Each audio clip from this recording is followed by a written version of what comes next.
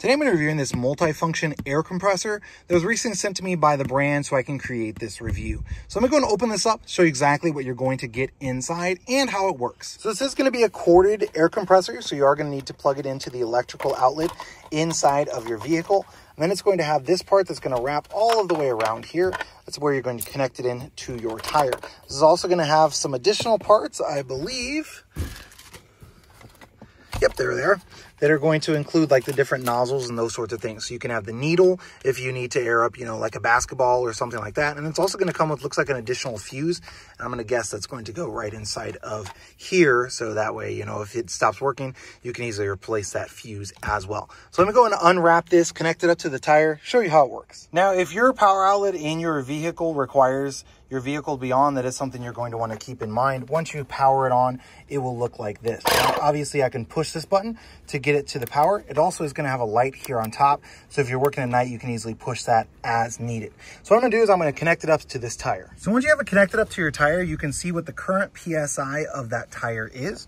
So I can then push on the plus. So let's say, for example, I need this one to get up to 36, which is actually going to be 35. So I'm going to push down to get it to the 35 PSI. Then I'm going to push on this power button to turn it on. So I actually started a timer here on my stopwatch or on my watch, and you can see that it took 1 minute and 20 seconds for it to go from 32.5 up to the 35 PSI. What's really cool about this is it's actually going to auto shut off once it reaches the correct PSI. So you can just kind of leave it and not have to worry about it. Now, one downside to this is the fact that this cord is going to be relatively short.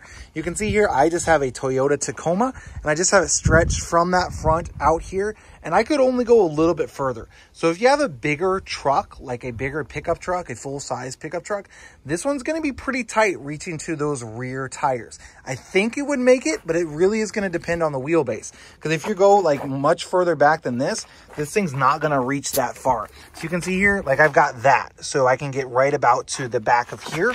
And that's going to be it on this. And that's fully stretched out from the inside part of my truck. So if your truck has like an inside plug-in towards the back seat, then this would still work because this will go into any power outlet, like the round power outlet. Any of those will work for this. But if you don't have one in your back seat, you got a bigger truck, this one might not work for you because that cord's probably not going to be long enough. But for most vehicles, this is going to work just fine.